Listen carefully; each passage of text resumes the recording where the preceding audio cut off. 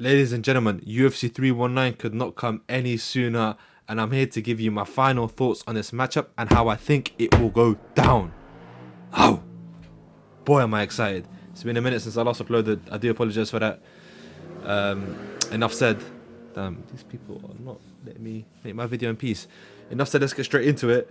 As everyone is aware, by now, I am a massive Khamzat glazer, but I do have to put my bias aside and give you my honest thoughts on this fight, how I think it will go down, and so on and so forth. Now, this is Khamzat's biggest test in this division.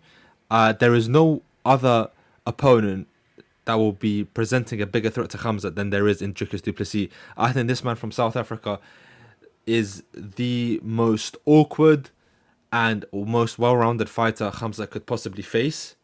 Nasruddin Imavov is a good fighter in middleweight as well, but he doesn't possess the same threat that Dricus does. Now, someone like Khamzat who's recently transitioned to first of all, this will be his third fight in the middleweight division, and he did weigh in pretty light at 183 pounds. But he's also been working with a new coach, Coach Kao, who is notoriously known for working with TJ Dillashaw. And we saw TJ Dillashaw's success while he was a contender. He became champion as well. And he fought in both 125 and 135. So he's got a phenomenal coach for strength and conditioning. And he's worked with some notorious people in camp. He's worked with Sadulaev Abdul Rashid. Sorry, I said that the wrong way around. Abdul Rashid Sadulaev. Sadulaev is one of the best freestyle wrestlers in the world and of all time. In 97 kilos, there's pretty much no one that can beat him apart from Ahmad Tazudinov. But anyways, that's another topic for another day about wrestling. But regardless, Sadulaev is a phenomenal wrestler, and he brought him in to train with him in camp. He's had a phenomenal wrestler to train with. He's got a goated strength and conditioning coach, and it seems as if it's all green light. It should be a green light for a W for Khamzat from his team and from himself, because even, I believe it was his coach, Coach Kao, said instead of doing 5 rounds or 5 minutes, 5 minutes or 5 rounds, he's doing 10 rounds at 5 minutes. So it's double what he needs to be, or double what he normally doesn't need to be doing, but he's doing. That makes sense. Normally, am I an idiot? Yeah. In the UFC, it's normally 5 rounds, 5 minutes. He's doing 10 rounds at 5 minutes. I don't know why that was so difficult for me to say. Excuse my horrible English. So, if his strength and conditioning is on point, and people are saying, Khamzat himself saying that his stamina is on point, his cardio shouldn't be an issue, then we should be in for a banger of a matchup. But there's one thing that worries me about Khamzat, is that maybe we've been praising him too highly. Maybe. And you might ask why. My personal take on this is that although Khamzat has very good power in his striking, he has a good jab. He knocked down Gilbert Burns with a jab. He knocked out GM3 with a cross. So he does have good power in his hands. But what worries me is that Dricus is better on the stand-up, in my opinion. Because he's the awkward fighter, and he does have good defense as well, he will guard up pretty well. He will land the better shots if Khamzat isn't able to keep him down. And if Khamzat somehow guesses, his style of shooting for the takedown requires a lot of cardio. He needs to be fresh, which is why in the first round he blitzes forward, as you've seen with Li Jingliang, as you've seen with Kevin Holland, Kamaru Usman, and with Robert Whittaker. It's in the first, 5 to 20 seconds, he's throwing a little feint, and he just shoots straight in. And because he shoots so low with his chest pointed down, his knees will often scrape the floor of the octagon as well.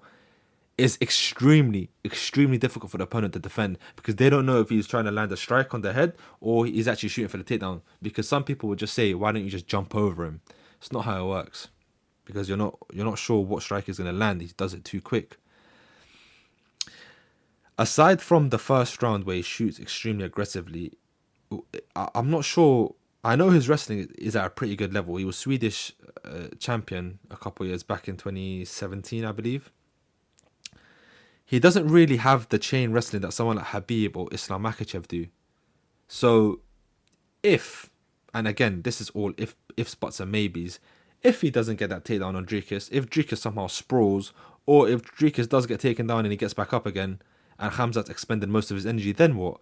Because this could easily be a 5-round decision win to Dricus if he stuffs the takedown in the first round. Second round, he builds up momentum, and then third, fourth, and fifth is just Khamzat gassed and Dricus is just landing the better shots. Because that's one way it could go.